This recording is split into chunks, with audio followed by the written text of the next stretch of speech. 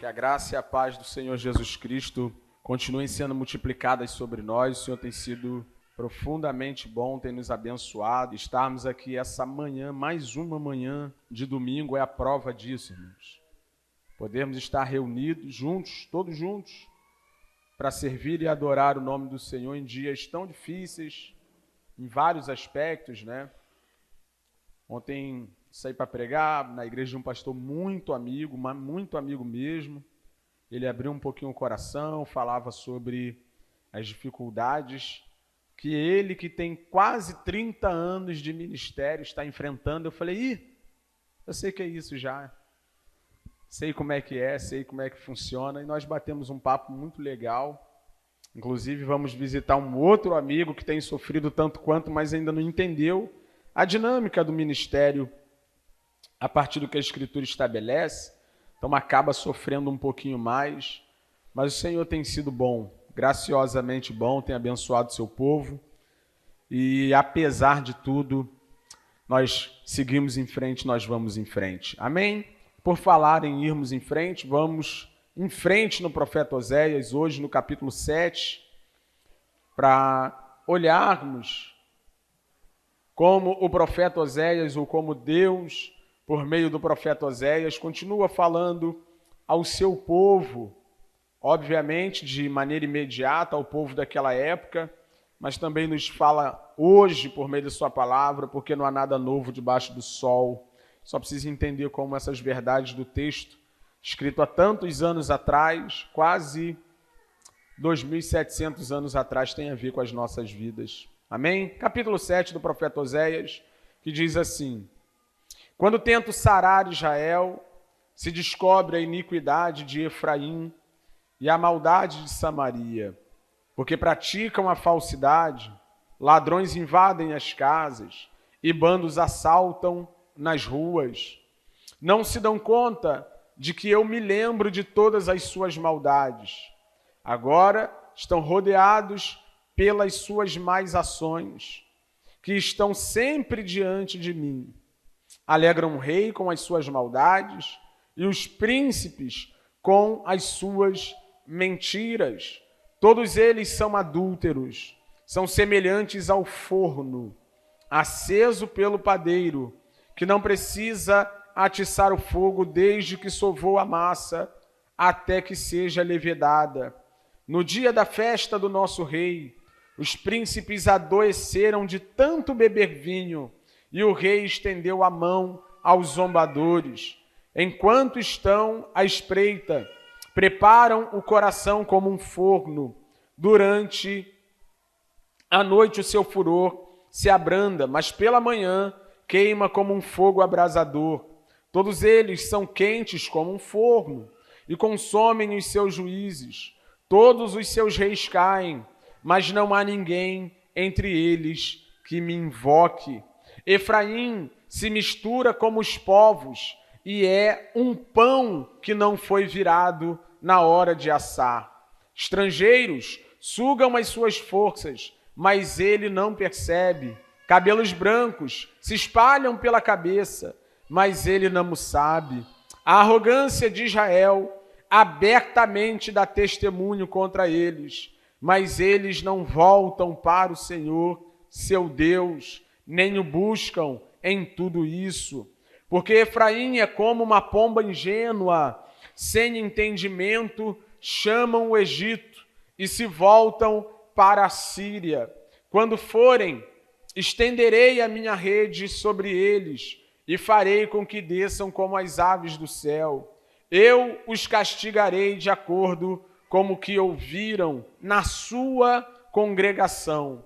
Ai deles, porque fugiram de mim, destruição sobre eles, porque se rebelaram contra mim. Eu os remiria, mas eles falam mentiras contra mim. Não clamam a mim de coração, mas dão uivos nas suas camas. Eles se ajuntam para o trigo e para o vinho, mas se rebelam contra mim. Eu treinei e fortaleci os seus braços, mas eles planejam o mal contra mim. Eles voltam, mas não para o Altíssimo. fizeram-se como um arco defeituoso. Os seus príncipes serão mortos à espada por causa da insolência da sua língua, serão motivo de zombaria na terra do Egito. Muito obrigado pela sua palavra, Senhor.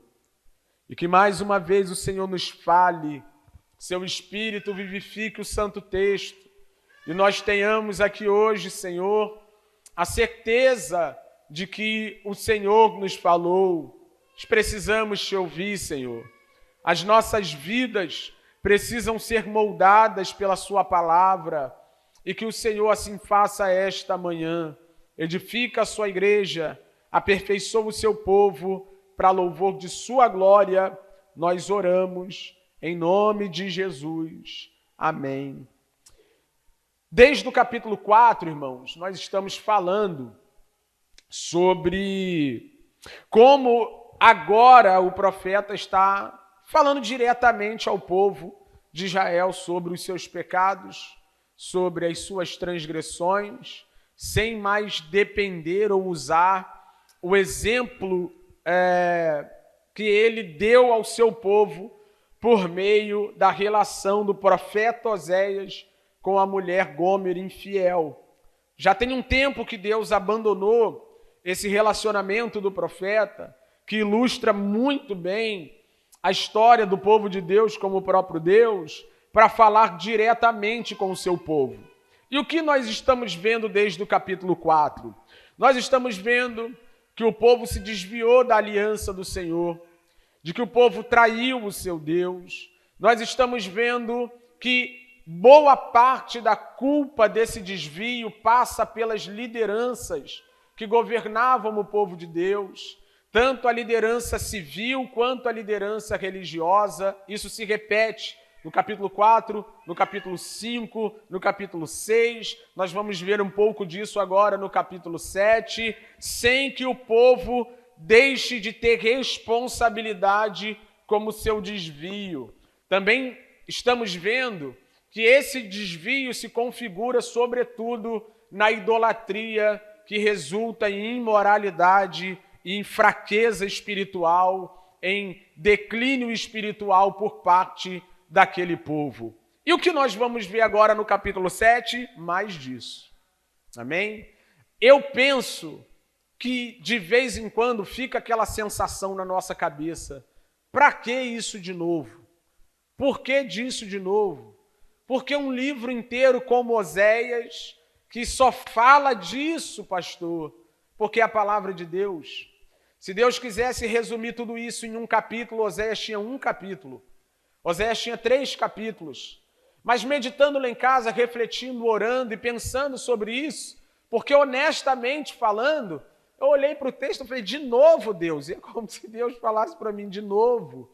E isso não é por causa de Deus, é por causa de nós. É segurança para a nossa alma. É o desejo de Deus nos colocar firmes diante dele, levando em consideração o exemplo dos desviados do passado. Paulo fala isso aos Coríntios em algum momento, que tudo que foi escrito para que nós tivéssemos exemplo do que não fazer diante do Senhor nosso Deus. Então é um pouco disso que falaremos mais uma vez. Mas tem uma peculiaridade no capítulo 7 que eu gostaria de destacar. Ele tem falado no capítulo 4, 5 e 6 sobre o pecado do povo de Israel de maneira direta e objetiva, mas agora ele vai usar algumas figuras para ilustrar o estado de Israel naquele momento. Quando nós lemos todo o capítulo 7, provavelmente você não percebeu, mas nós vimos aqui 4 figuras distintas que ilustram o estado de Israel e mostram como aquele povo se comportava naquela época. Primeiro, no capítulo 7, do versículo 4 ao 7, na verdade do 3 ao 7, ele vai dizer que Israel é como um forno aceso. E a gente vai entender o que ele quer dizer com isso. Depois ele vai dizer, no versículo 8 e 10, que Israel é como um pão não virado. Você que já queimou hambúrguer sabe do que Deus está falando. Depois, no versículo 11 e 12, ele diz que Israel é como uma pomba ingênua. Você que já correu atrás de uma pomba e a pomba nem se mexeu, também sabe do que Deus está falando. E por último, versículo 13 ao 16, Israel é um arco de arco e flecha defeituoso que perdeu o seu propósito. Então é isso que Deus vai falar para nós a partir dessas figuras e mostrar que esse povo caído em idolatria, afundado em idolatria, segue longe do Senhor. Mas eu lembrei de uma experiência, porque tem algumas expressões aqui que saltam aos nossos olhos e mostram a ênfase do capítulo. Lembrei de uma experiência pessoal, na minha vida profissional, que mudou a minha história no meu ambiente de trabalho. Às vezes eu precisava de uma coisa no trabalho e eu ficava perguntando para o meu chefe, onde é que eu arrumo isso? Aí ele me dava o nome de uma pessoa. Aí nos canais de comunicação eu ia atrás daquela pessoa e aquela pessoa resolvia o meu problema. E aí eu já salvava o contato daquela pessoa. Daqui a pouco eu precisava de outra coisa e ele falava, vai atrás desse aqui. Aí eu ia atrás do outro e essa outra pessoa resolvia os meus problemas. Hoje, quando os meus liderados vêm atrás de mim, Wesley, como é que eu resolvo isso? Eu falo, vai atrás dessa pessoa. Ela resolve o seu problema. De vez em quando você encontra um chato ou outro que não gosta muito de trabalhar, mas aí é só você ir lá numa página que a gente tem que mostra o organograma da empresa, eu vou logo no chefe. Olho no organograma, deixa eu ver quem é o chefe do fulano, vou lá no chefe, porque geralmente o chefe resolve. Quando eu olho para o texto no capítulo 7, tem umas expressões aqui que ficam muito claras. O maior problema de Israel é que Israel insistia em não ir em quem resolve. Isso é uma lição para a sua vida cristã. Isso é uma lição para a minha e para a sua vida cristã. Se nós não entendermos quem é o único que pode resolver de fato os nossos problemas, as nossas questões, as nossas demandas, que antes de serem físicas, serem materiais, serem da nossa experiência do dia a dia, são essenciais. Se nós não descobrirmos urgentemente quem é a pessoa que resolve problemas, nós vamos ficar batendo cabeça, indo atrás daqueles que não podem fazer nada por nós. Esses são os ídolos dessa vida. Foi isso que Israel fez. Amém? Mas ele começa no versículo 1 dizendo o seguinte: quando tento sarar Israel, se descobre a iniquidade de Efraim e a maldade de Samaria. Efraim e Samaria são termos irmãos que falam de Israel. Então, todas as vezes que Deus tentava resolver o problema do seu povo, lá estava exposto o pecado do seu povo, a saber, a idolatria que dava frutos pecaminosos no meio daquele povo. Porque praticam uma falsidade, ladrões invadem as casas e bandos assaltam as ruas. Alex falou muito disso no capítulo 4, ilustrando a partir da realidade do Rio de Janeiro, que uma cidade, um país afundado em idolatria gera ladrões, gera assaltantes, gera violência nas ruas. Quando as pessoas pensam que o problema delas é a falta de dinheiro, se não conseguem trabalhar, elas vão atrás de dinheiro fácil. Tudo que nós vemos de ruim é desdobramento de um pecado central no coração. Então existe uma conexão muito clara entre os problemas que nós vemos na nossa sociedade, sejam de ordem moral, seja de ordem espiritual, com a idolatria do coração. Mas ele continua, não se dão conta, e essa frase ou essa expressão é importante, não se dão conta quer dizer, eles não param para pensar onde está a raiz da coisa. Não se dão conta quer dizer, eles não consideram, eles não refletem, eles não ponderam, eles não param para fazer uma análise onde está a raiz do problema e logo, uma vez que se saiba a raiz do problema, também se sabe onde está a solução. Eles não ponderam, eles não levam em consideração que o problema deles não é a falta de nenhuma outra coisa, senão a rebelião deles contra o Criador por meio da sua idolatria. Essa expressão é importante. Não se dão conta de que eu me lembro de todas as suas maldades. Agora estão rodeados pelas suas más ações que estão sempre diante de mim. Então o problema não é nenhum outro senão essa rebelião contra Deus. Que conhece todas as coisas, que sabe todas as coisas, que te vê quando ninguém está vendo, que está com você quando você está com a cara enfiada no seu celular, conhece todos os perfis de Instagram que você verifica, conhece todos os sites que você acessa, conhece todas as mensagens que você manda. O problema todo é que você decidiu adulterar contra um noivo, contra um marido que está com você o tempo todo. A gente precisa considerar, levar em conta, ponderar que o nosso problema é que Deus conhece as nossas iniquidades. É que Deus sabe de verdade onde está o nosso coração. Não, eu faço para Deus, faz mesmo. Não, eu estou aqui pelo Senhor, está mesmo. Eu não posso julgar isso, eu não posso dar certeza sobre isso, mas tem alguém que tem olhos como chama de fogo, e todas as coisas estão nuas diante dele. Ele é o Senhor que conhece todas as coisas. Então não adianta mascarar, não adianta maquiar, não adianta tentar passar, comunicar uma ideia, uma imagem de que está tudo bem, ou de que a coisa não é bem assim. Há alguém de quem nós não podemos correr, e ele sabe que você tem uma multidão de ídolos, que nós temos uma multidão de ídolos no nosso coração, e deseja nos sarar de todos eles. A gente precisa se dar conta disso para a gente correr atrás da verdadeira solução. E aí, a partir do versículo 3, ele começa as ilustrações, usar as figuras das quais eu falei aqui, para nos comunicar o Estado de Israel naquela época. E aqui a gente vai ver mais uma vez que as lideranças civis ainda estão em voga, ainda estão em destaque. É muito legal, irmãos, nós lermos e pregarmos um livro como esse. É muito legal. Por quê? Porque eu não preciso de nenhum evento político, de nenhum escândalo de corrupção, não preciso do julgamento de um ex-presidente para falar para vocês que existe, por parte daqueles que estão em lugares de autoridade, uma responsabilidade para com Deus, a fim de que, exercendo a autoridade que Deus lhe confiou, cuidem do povo, não só o de Deus, mas de todos os seres humanos, e não permitam que os seus desvios desviem o povo.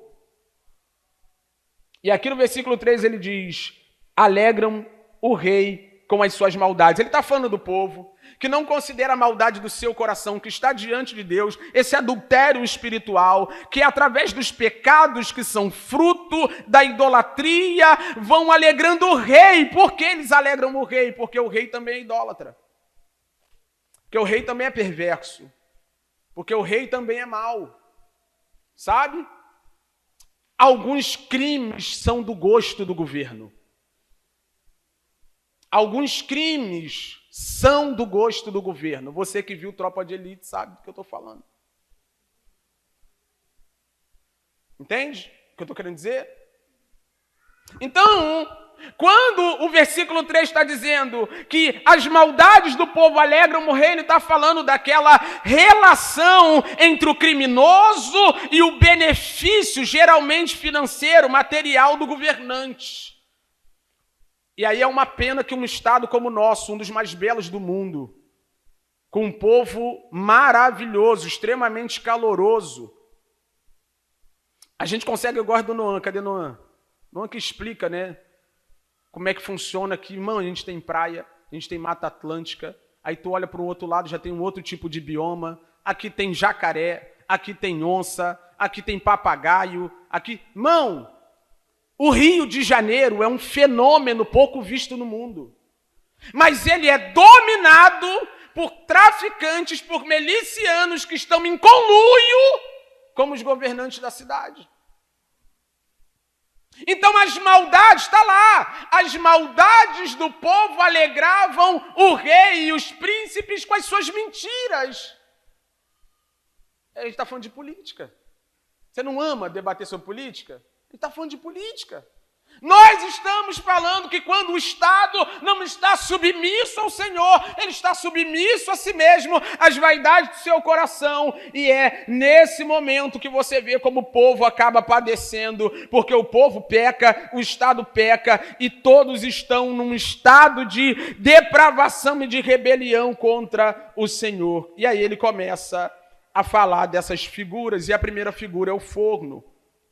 Versículo 4, ele diz, todos eles são adúlteros, são semelhantes ao forno aceso pelo padeiro. E aqui, até o versículo 7, ele vai falar algumas coisas sobre o forno que eu gostaria de destacar com você. E a primeira coisa que ele diz no versículo 4 é que esse forno que ilustra a história de Israel está aceso pelo padeiro, que não precisa atiçar o fogo desde que sovou a massa até que seja levedada. Então, desde o momento que o padeiro pega a massa, bate a massa, aperta a massa, aquele processo todo que é necessário para que a massa fique homogênea, desde aquele momento que ele põe a massa para descansar, até que a massa cresça pelo fermento, ele não precisa mais mexer no fogo, porque o fogo está aceso continuamente. É mais ou menos a brasa do churrasqueiro, do gaúcho, né? Que deixa a brasa ali, a brasa fica lá, passa um dia, no outro dia ele está com um negócio lá e o fogo está aceso. A brasa tem poder o suficiente para assar o que se coloca ali em cima. O que ele quer dizer com isso? Quando ele fala sobre o forno do padeiro, que não precisa ser atiçado, não precisa ser alimentado, não precisa ser mexido, ele está falando sobre as paixões pecaminosas do coração daqueles homens. Ele está falando sobre os desejos e os ímpetos, a luxúria dos líderes civis que não precisava de fomento, não precisava ser atiçada. É igualzinho com você, é igualzinho comigo, é a mesma coisa com cada um de nós. O pecado já está no coração e ninguém precisa acendê-lo. Ninguém precisa mexer no seu coração para fazer de você um pecador. Esse fogo já está aceso. As suas paixões, os seus anseios, os seus desejos. É só aparecer uma carne para colocar aí que você vai ver que o churrasco está pronto.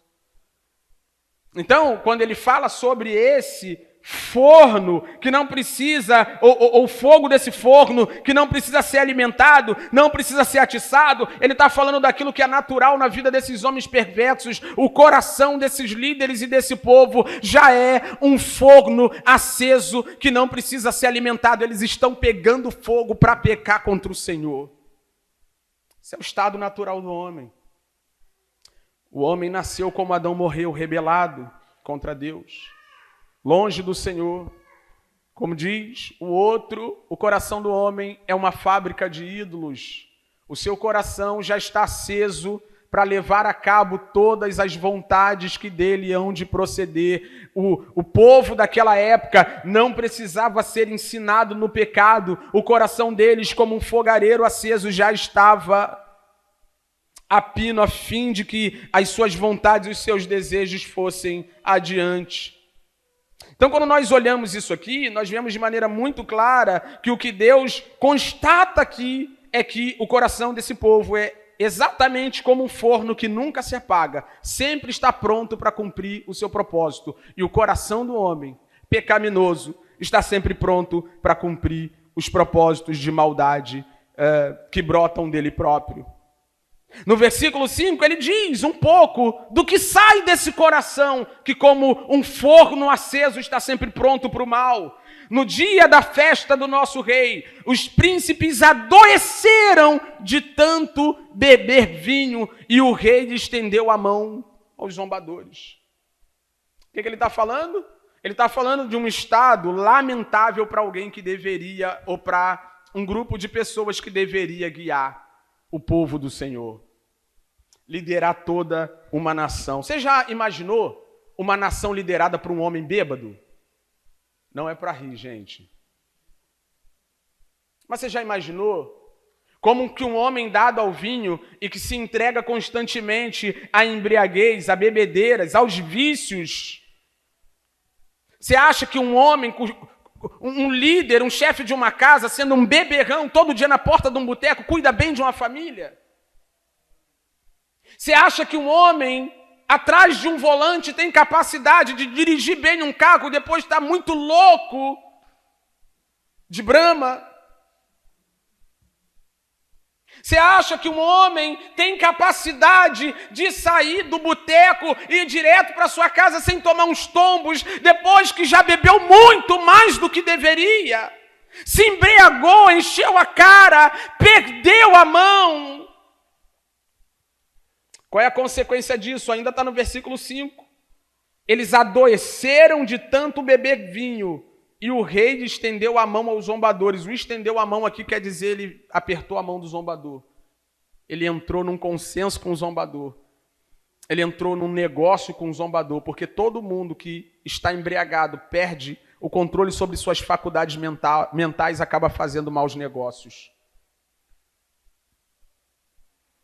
E não tem como, me permita lhe dizer, não tem como você está fora de si e controlar o que deve ser controlado. É por isso que tem um monte de gente em nosso meio que está perdendo as estribeiras. Porque aqui ele está falando de uma embriaguez literal, obviamente, aqui ele está falando dos vícios que são provocados por causa do pecado no coração, por causa da idolatria no coração. Mas sempre será uma consequência dessa idolatria. E no nosso meio, mesmo que você não encha a cara de vinho, vocês enchem a cara de outras coisas. Nós enchemos a cara de outras coisas. Nós vamos entulhando o nosso coração, alimentando o ídolo que está lá. E quando nós vemos, nós estamos dessa forma, embriagados, apertando a mão do zombador e entrando em negócios indevidos, inapropriados para um cristão. Então está vendo a consequência desse coração que é um forno sempre pronto para assar aquilo que não convém, esse fogo que não precisa ser mexido? Primeira coisa que ele faz é colocar o rei nesse estado, num estado de embriaguez, de vício, de luxúria, de bebedeira, e ele começa a fazer um monte de coisa indevida, ele começa a apertar a mão dos zombadores. No versículo 6, mais do que isso, ele promove traições e ciladas. Enquanto estão à espreita, preparam o coração como um forno. Durante a noite o seu furor se abranda, mas pela manhã queima como um fogo abrasador. Do que ele está falando aqui? Ele está falando daqueles que por causa do pecado ficam à espreita e estão doidos para dar um bote em alguém. Põe para a gente o capítulo 6, versículo 9 de Oséias ainda. Muito provavelmente ele está falando dos sacerdotes aqui. Que no meio dessa nutrição de inúmeros pecados, o rei está embriagado, mas o sacerdote está ali do lado, doido para dar o bote. Olha lá. Como bandos de assaltantes que espreitam, é a mesma palavra que aparece aqui no versículo 6. Eles estão à espreita, eles estão esperando. E me permita lhe dizer uma coisa. Como uma nação, irmão, que deve servir ao Senhor, vai adiante se o rei está chapado e o sacerdote está doido para dar o bote no rei? Reino dividido? Já disse o Senhor. E agora a liderança dessa nação dividida, repartida, porque uma parte está embriagada e a outra está mal intencionada, não presta atenção que o povo precisa não são de festas para embriaguez, o que o povo precisa é se voltar para o Deus que eles abandonaram, é se voltar para aquele que pode resolver os seus problemas. Então como é que se volta para o Senhor se o líder está chapado e o outro está mal intencionado? Como é que se volta para o Senhor se um líder está desorientado e o outro líder está olhando somente para si? Perceba, a liderança civil está afundada em festa, só festão, irmão. Só festão. Vinho, só Petros, só 40k garrafa. Bêbado. Afundado em pecado, em vício, em luxúria. E o sacerdote que deveria estar repreendendo o rei, dizer ao rei, vigia, cara. Deus te colocou aqui para um propósito. Deus te chamou para liderar a nação dele, o povo dele, vigia, você está fora do caminho. Está lá só esperando o rei cair para encontrar o seu lugarzinho.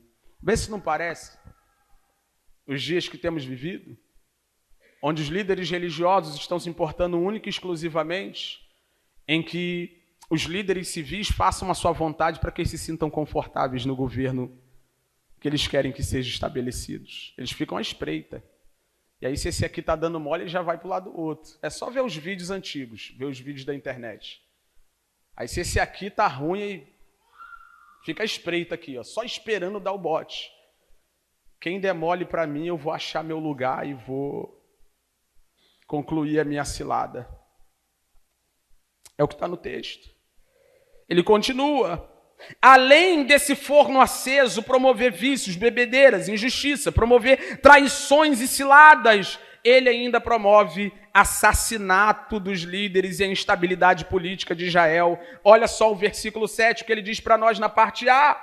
Está escrito lá, ó. Todos eles são quentes como um forno e consomem os seus juízes. Todos os seus reis caem. Eu falei isso na introdução do livro. Num espaço de 30 anos, 6 reis de Israel foram se sucedendo um ao outro, porque um traía o outro, um matava o outro, um tirava a vida do outro, um usurpava o trono do outro. Então, enquanto está todo mundo aqui com o coração cheio de idolatria, embriagados, vivendo a vida como se Deus não fosse absolutamente nada, sem prestar contas com o seu Criador, estão aqui embebedados no pecado da idolatria, um vai tirando a vida do outro, esse desejo no coração ardente de se dar bem, de ter as suas paixões atendidas, vai fazendo com que esses homens causem estragos terríveis na nação, a ponto da nação não só não ter uma liderança firme, como também ter uma instabilidade política sem igual. Sem igual. Então o que esse texto ensina para nós? Esse texto ensina para nós que se você não apagar esse fogo desse forno chamado coração pecaminoso, você vai ver onde você vai parar.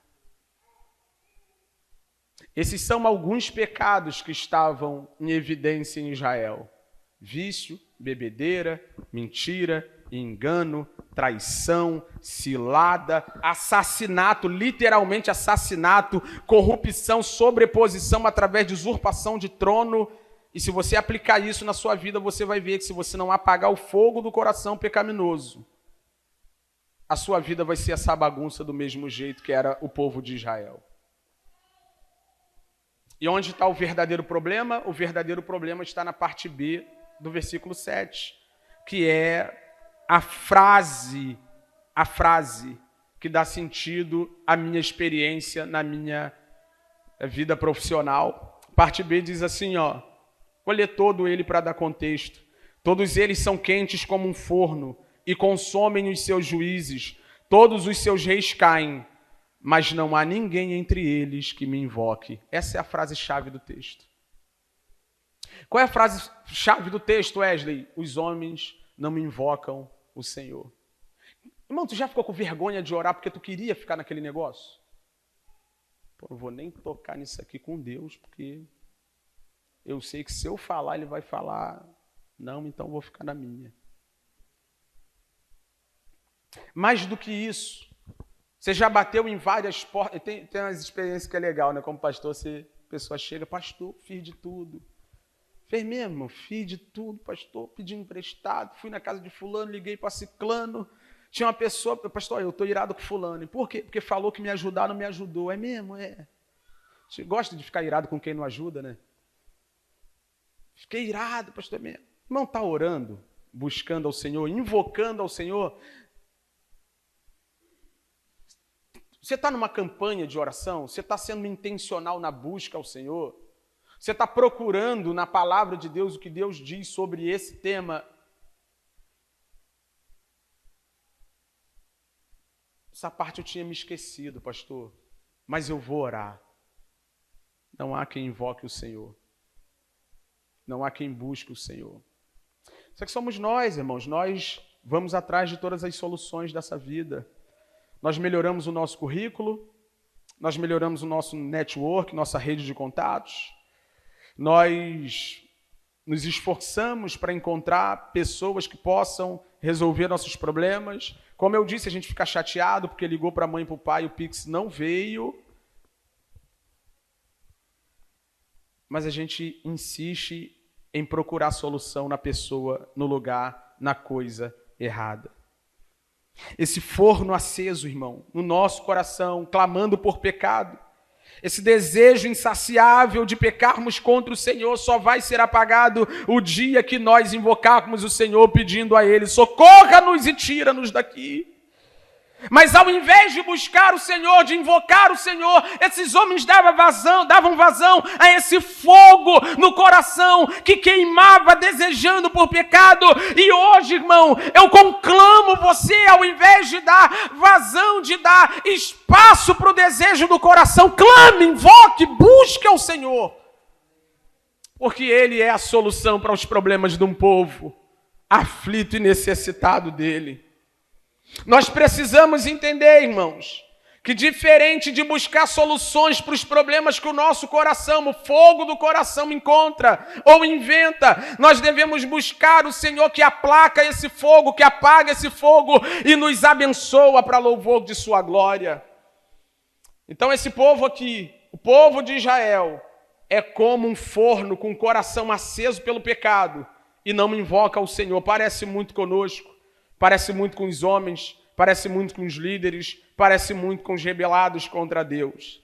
Mas depois de chamar esse povo de forno, Deus agora vai chamar eles de pão. Chama eles de pão.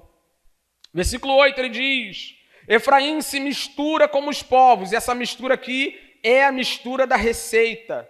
Palavra que aparece aqui, geralmente é usada para falar da mistura dos ingredientes de uma massa. E Deus se vale disso para que Israel entenda o que ele está querendo dizer. Porque ele diz: Efraim, Israel, se mistura como os povos. E é um pão que não foi virado na hora de assar. Irmão, tu já queimou bolinho de chuva? Tu já queimou hambúrguer? Já queimou ovo? Quem já queimou ovo? Já queimei ovo. E eu como queimado, irmão. Se não tiver muito brabo mesmo, eu vou para cima, porque meu dinheiro não é capim. Já dizia minha mãe. Mas, irmão, tu já viu um negócio que queima de um lado e não assa do outro? Tu já viu como é horrível você ver a parte de cima do bolinho de chuva extremamente branca e mole? Já viu quando a pessoa consegue fazer com que o bolinho de chuva fique crocante, todo moreninho e por dentro ainda fica um pouquinho mole? Não é maravilhoso? Mas pensa num bolinho de chuva preto por baixo e em cima branco molinho. Tu comeria um negócio desse, irmão? Tu comeria uma pizza que a parte de baixo dela, pizza não se vira, né? Mas acontece de você queimar a parte dela de baixo e a parte de cima não derreter o queijo, fica aquele negócio horrível. A verdade, irmão, que o que Deus está falando para Israel é que essa mistura com os outros povos tornou ele um pão que não dá para ser consumido, tornou ele um pão que não dá para ser apreciado, tornou ele um pão inútil. Geralmente, quando nós temos alguma coisa que queima o fundo e não assa a parte de cima, a gente joga fora. A gente se desfaz daquilo. E Deus está dizendo para esse povo: vocês não prestam, porque por um lado passaram demais e para o outro vocês não estão bons para o consumo. Vocês são como um pão que não foi virado na hora de assar. E aí, como é que ele explica isso na prática? Estrangeiros sugam as suas forças, mas ele não percebe. Cabelos brancos se espalham pela cabeça, mas ele não o sabe. O que ele está falando sobre isso? Ele está falando sobre as políticas externas que Israel fez. Israel, naquela época, ao invés de confiar no Senhor, invocar o Senhor, clamar o seu Deus, procurava o Egito e a Síria. Eles vão aparecer no texto daqui a pouco. A política externa para Israel era um problema. Por quê? Porque naquele tempo Deus queria converter as outras nações por meio de Israel. Ele não queria que Israel se tornasse aliançado ou parte das outras nações. Logo, buscar auxílio, apoio em outra nação era violar um princípio básico da relação do povo para com Deus. Você não deve se misturar com outros povos, buscando neles o que somente eu posso lhes dar. E quantos de nós, irmãos, fazemos isso? Ao invés de buscarmos auxílio no Senhor, nós buscamos auxílio nos estrangeiros. Põe o versículo 9 para a gente, por favor, já está lá, desculpa. Estrangeiros sugam as suas forças. Como que os estrangeiros sugavam as forças do povo de Israel? Aumentando o tributo. Tributavam pesadamente o povo de Israel, a ponto do povo de Israel ficar trabalhando para pagar, trabalhando para pagar, trabalhando para pagar. Também não é uma piada. É isso, né? Trabalhando para pagar imposto, trabalhando para pagar imposto. E o que acontece com alguém que só trabalha para dar tudo o que tem ao outro? Diz aí o versículo 9, os estrangeiros sugam as suas forças. Israel já estava fraco. O povo de Israel já estava sugado, incapaz de politicamente, financeiramente, economicamente se suster como uma nação. E fazendo uma aplicação para mim e para a sua vida, todas as vezes que não buscamos ao Senhor e damos a nossa vida na mão de outro, nós acabamos nesse estado de cansaço. Pensa na sua vida, irmão. Pensa na sua história, quando nós confiamos no Senhor como a coisa é mais leve, mas quando nós deixamos de confiar e vamos buscar solução do lado de fora, nas coisas de fora, como a vida se torna mais cansativa, como nós ficamos mais esgotados. Nós vamos trabalhando e nunca é demais. Por quê? Porque nossa confiança está no estrangeiro, nossa confiança está no dinheiro. Nós vamos trabalhando e nós vamos ficando cansados. Por quê? Porque nossa confiança está no cargo que a gente está sustentando e não no Senhor. Nós vamos entregando o nosso tempo, entregando a nossa vida, entregando os nossos recursos, entregando a nossa saúde. Nós vamos colocando a nossa vida na mão de outro que não seja Deus. E a única coisa que sobra é frustração e cansaço. Ele diz mais, cabelos brancos se espalham pela cabeça, mas ele não sabe. Sabe o que está acontecendo com Israel? Israel está ficando velho. E ele pensa que ainda é um jovem, uma jovem nação na ponta dos cascos. Deixa eu te dizer uma coisa, irmão. Isso aqui me pegou. A vida está passando, cara. Você está envelhecendo. Você está sendo desgastado pelo tempo. E a pergunta que fica é: você é o povo do profeta Isaías, que espera no Senhor e renova suas forças, ou você é o povo de Israel, que vai envelhecendo, cansando e sendo deteriorado pela força que se faz para viver longe de Deus sem perceber? Tem uma expressão que é muito carioca, né? Tem gente que está mal, mas está crente que está abafando. A vida está se esvaindo. Os ídolos estão levando tudo.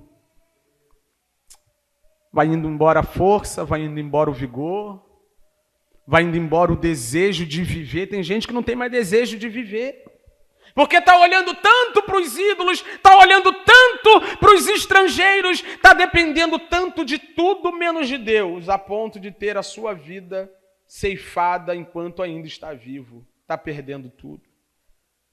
No versículo 10 ele chama isso de arrogância. A arrogância de Israel abertamente dá testemunho contra eles. Por que é uma arrogância? Olha a parte B do versículo 10. Aquela frase que dá sentido a todo o texto de maneira maravilhosa.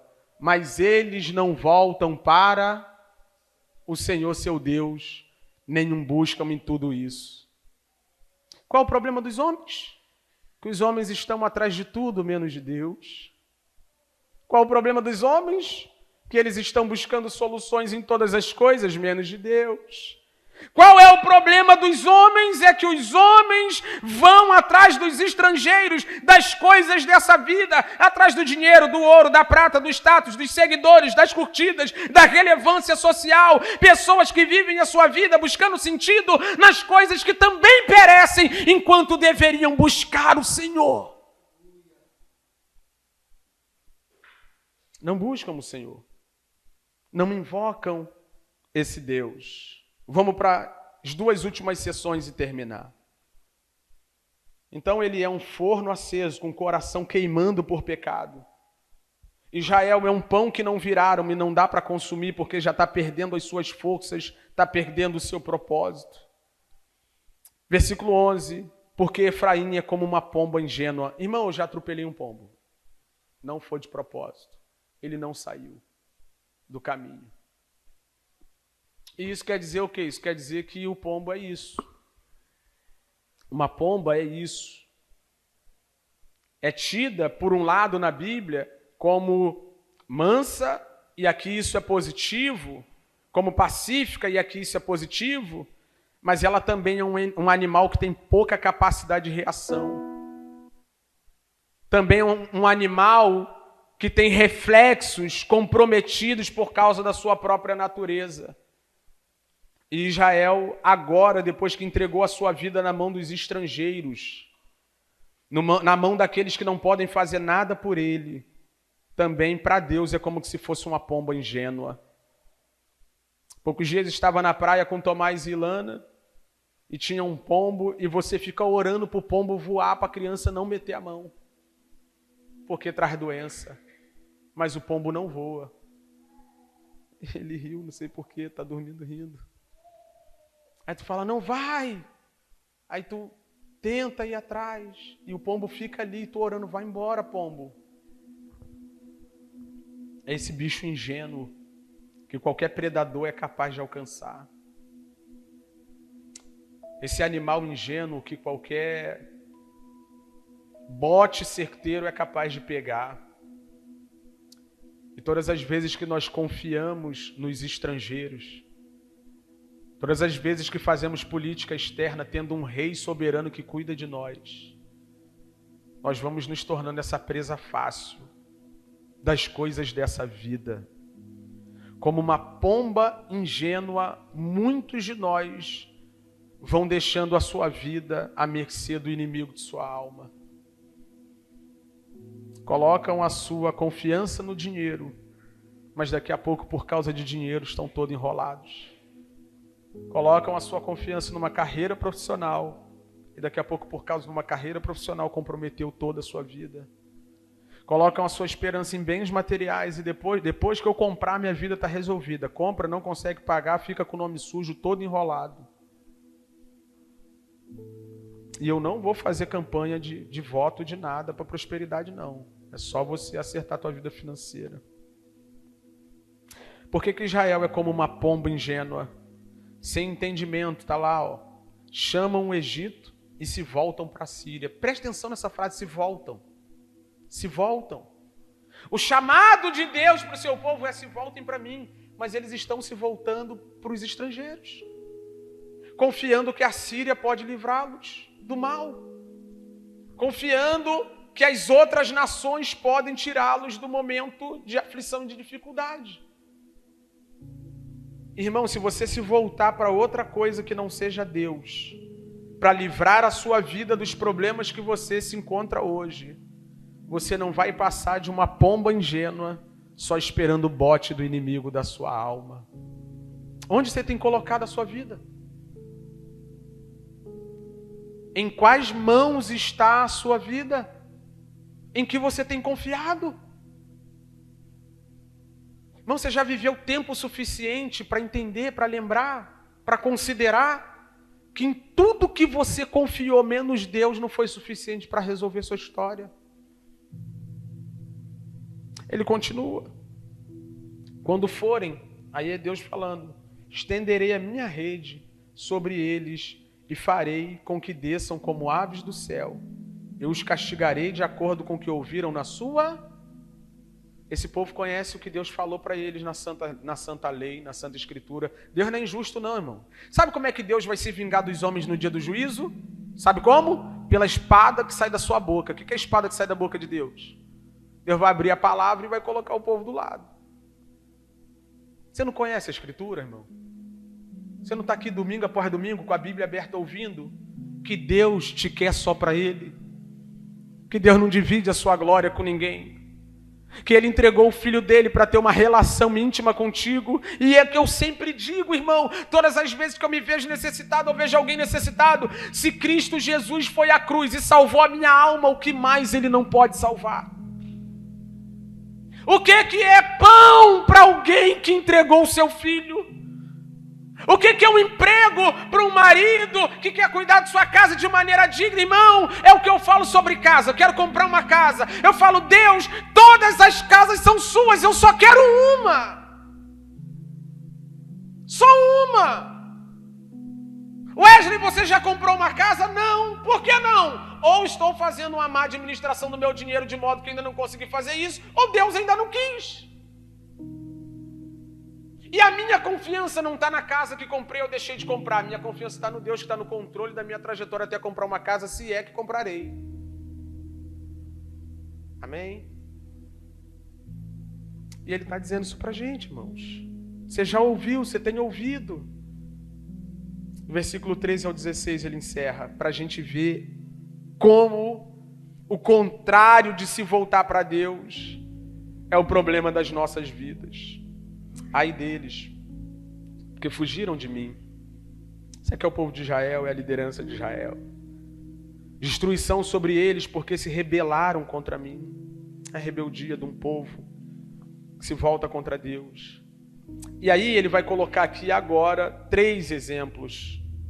3 exemplos. Onde ele abençoa o povo se rebela. Onde ele abençoa o povo se rebela. Verso 13 ele diz o seguinte. Parte B. Eu os remiria, mas eles falam mentiras contra mim. O que é remir no texto? É resgatar. É salvar. É guardar. É proteger. Qual é a disposição de Deus para com o seu povo? Qual é a disposição de Deus para aqueles que confiam e creem nele? A disposição de Deus é essa: eu vou te redimir, eu vou te remir, eu vou te comprar, eu vou te resgatar. O desejo de Deus é cuidar de você, mas a gente insiste nas mentiras que o nosso coração inventa contra Deus. Servir a Deus é muito duro. Irmão, é duro. É duro. Servir a Deus é duro. Você lembra da vida que você vivia? Você testemunhou a vida que seus pais viveram, aquela desgraça? Seu pai avançando na sua mãe avançando no seu pai? Seu tio morto de cirrose? Lá onde você trabalha, os caras com 2, 3 mulheres não conseguem dar conta de uma, que é 3. Está vendo da desgraça que o Evangelho te salvou? Está vendo da miséria que o Evangelho te resgatou? E essa é a vontade de Deus. A vontade de Deus é remir seu povo, resgatar seu povo, mas a gente fica contando mentiras sobre ele. A gente fica dizendo que isso aqui é muito duro. Duro isso aqui? Duro é trabalhar igual um maluco, irmão, não ver nada sobrando e não construir nada. Duro é no teu respeito da esposa, duro é no teu respeito dos filhos, porque você é um beberrão, um cachaceiro, um usuário de drogas. Duro é não ter respeito da filha, porque você não teve uma vida digna e o seu histórico ainda está no bairro. Duro é as pessoas da rua ficarem olhando para você e ficarem esperando o dia que você vai sucumbir. Agora eu falo por mim, irmão, eu sempre digo isso aqui: saí da lata do lixo. Deus mudou a minha história, transformou a minha vida. Tive péssimos exemplos ao longo do caminho, mas o Senhor foi me guardando, tapando os meus ouvidos para não ouvir o que era ruim, tapando os meus olhos para não ver o que poderia me prejudicar. Hoje me deu uma casa, me deu uma família, uma esposa abençoada, um filho abençoado, e muito, muito mais do que isso, escreveu meu nome no livro da vida, vai voltar, vai me levar para um céu de glória. É duro isso aqui. Fica inventando desculpa para não servir ao Senhor. São as mentiras que o nosso coração conta contra ele. Versículo 14. Não clamam a mim de coração, mas dão uivos nas suas camas. Olha que coisa maravilhosa aqui. Eles se ajuntam para o trigo e para o vinho. Ou seja, na época da provisão de Deus, está todo mundo lá. Se juntam para o trigo e para o vinho, está falando do dia da colheita, Douglas. É o dia 5, irmão. Primeiro, né? Dia útil do mês. No meu caso é o último dia do mês, né? Dia 30 ali, por ali. É esse dia, nesse dia tu não... Eita glória! Né? Sempre tem alguém que vai lá no grupo da empresa e fala: caiu 5 e pouca da manhã. Só chega atrasado, mas no dia do pagamento está 5 e pouca lá, falando que caiu, né? Caiu. No dia do trigo e do vinho, todo mundo está feliz, mas se rebelam contra mim. Então tá vendo que Deus é esse Deus que quer remir seu povo, mas seu povo contra mentira acerca dele. Que dá vinho e trigo para esse povo, mas esse povo se rebela contra ele. Ele continua, versículo 15. Eu treinei e fortaleci seus braços. Olha aqui, olha aqui, olha aqui, olha aqui, olha aqui. Muito mais do que o Cariani. Deus é um personal de excelência. Fortaleci seus braços, quer dizer, eu te dei saúde, cara. Eu te tirei da cama. Eu cuido do seu corpo físico. Eu te coloco de pé. Já era para ter morrido, te salvei. Naquela cirurgia eu te dei vida de novo. Te guardei daquele acidente. Fortaleci seus braços, quer dizer, seu corpo físico está sob o meu domínio e eu cuido de você. Mas eles planejam o mal contra mim. Eles planejam o mal contra mim.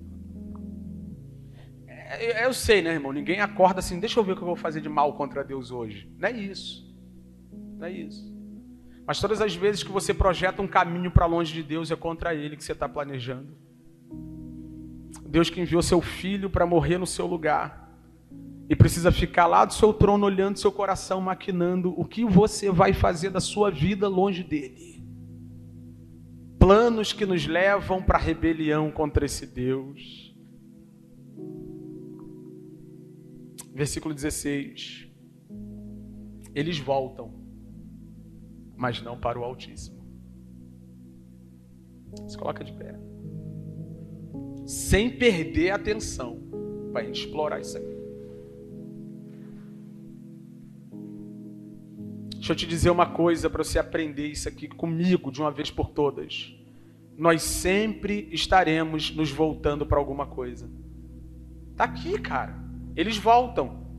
Voltar, nós voltamos. A gente está sempre se voltando para algo. Está sempre indo em direção a alguma coisa. Mas agora eu quero que você reflita e pergunte a si mesmo. Para onde você está voltando? Quais são os caminhos que você está trilhando? Qual é a direção que você está indo?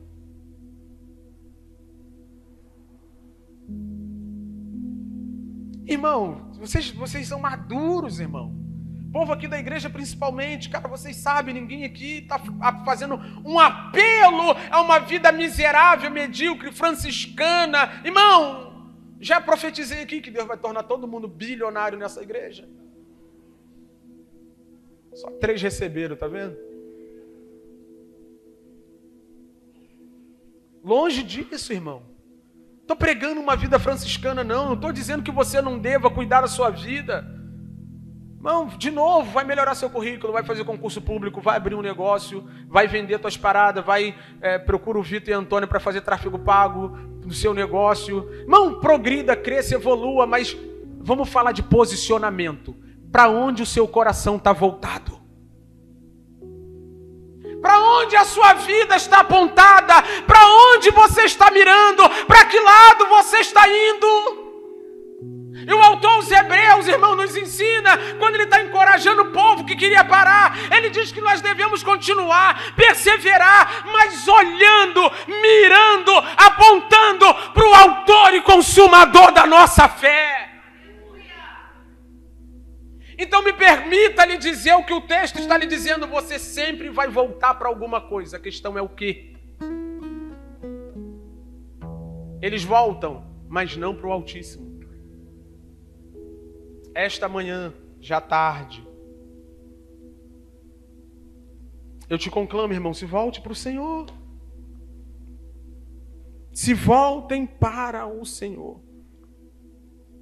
O Senhor te chama pelo seu Espírito.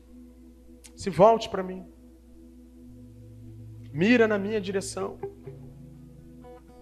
Eu dei meu filho por você, salvei sua vida. Está indo para o outro lado por quê? Para mim que você deve olhar, é a mim que você deve buscar. Eu sei que seu marido é muito legal, mas ele é infinitamente limitado. Ele é inferior ao Senhor. Eu sei que sua esposa é muito bacana, faz uma comida que é uma beleza. Tem até uma carne assada aí que estão me devendo. Mas se volte para o Senhor. Sei que seus filhos são uma bênção, mas se você viver em função deles, você vai trair aquele que deu os seus filhos para você. E me permita lhe dizer uma coisa, irmão. Filho vem, filho vai, tá? Filho vem, filho vai. Ah, que a ordem natural é que os filhos enterrem os pais. Por um homem entrou o pecado no mundo e pelo pecado a morte. Está todo mundo no mesmo barco. Todo mundo pode morrer a qualquer momento. Se voltem para o Senhor.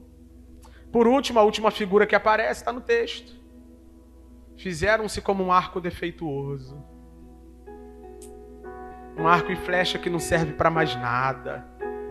Irmão, um arco e flecha quebrado, ele nem é como uma caneta sem tinta, porque a caneta sem tinta ainda prende cabelo.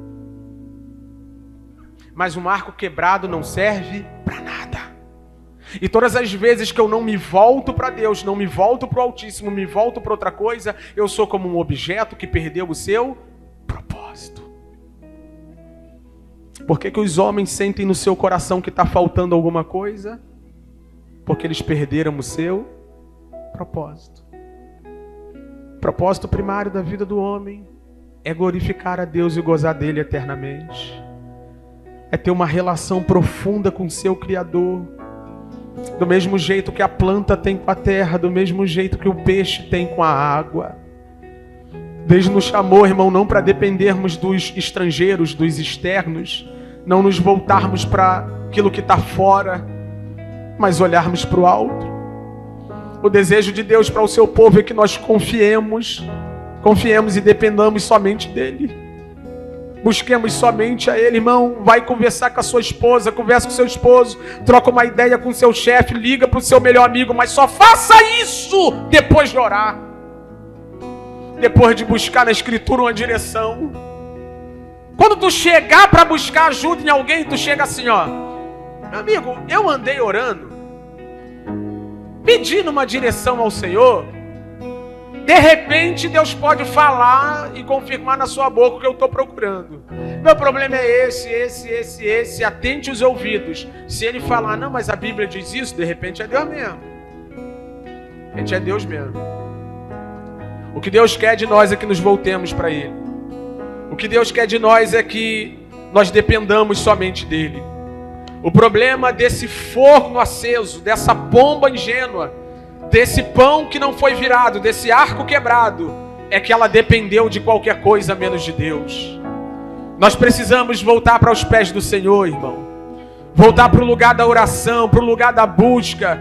Olhar para a Escritura. Irmão, eu não sou a favor da caixinha de promessa, não. Mas até uma caixinha de promessa é melhor do que buscar qualquer outra coisa nessa vida que não seja Deus. Estou pensando em criar um produto para vender. De repente vai fazer sucesso. Caixinha de exortação. Só texto pesado. Aí tu vai ficar com a caixinha da promessa, caixinha da exortação. Dependendo do humor, tu vai ver onde tu vai. Que o Espírito de Deus te convença nesta manhã que sem Ele você é um arco quebrado. Que o Espírito de Deus te convença essa manhã que sem Ele você é um pão não virado. Que o Espírito de Deus te convença essa manhã que sem Ele você é uma pomba ingênua. O predador está olhando e vai te pegar. Que o Espírito de Deus te convença que sem Ele o seu coração é um fogo aceso, incandescente, cheio de paixão e de desejos por rebelião contra o Criador. Aleluia. Se volte para o Senhor. Se volte para o Senhor. E hoje nós falaremos mais um pouquinho enquanto ministrarmos a ceia. Lembraremos, consideraremos o que o Senhor fez para que nós pudéssemos nos voltar para Ele. Nós não podíamos ir até o Senhor porque nós estávamos afastados pelo pecado, longe, perdidos, irremediavelmente perdidos. Mas quando nós não podíamos ir até Ele, Ele veio até nós. E o Verbo de Deus encarnou, cheio de graça e de verdade, habitou entre nós, como unigênito de Deus. E isso é lindo, porque Ele era assim unigênito, mas se tornou primogênito para ter outros irmãos na sua grande família. Nós vamos lembrar, irmãos, que apesar do nosso desvio, da nossa rebelião, apesar de que, como Israel, termos insistido até hoje em buscar fora, nos estrangeiros, nas coisas dessa vida, auxílio, Ele veio até nós e disse: eu vou te ajudar. Eu vou mudar a tua história, eu vou mudar a sua vida, eu vou transformar você. Chega de viver uma vida de vergonha, E aqui eu não estou falando de triunfalismo, não. Estou falando que um crente miserável, um crente na pobreza tem mais dignidade do que um rico longe de Deus. Deus quer mudar as nossas vidas, Deus quer mudar as nossas histórias, e para isso Ele não enviou carro, casa, dinheiro, Ele enviou o seu Filho Jesus Cristo.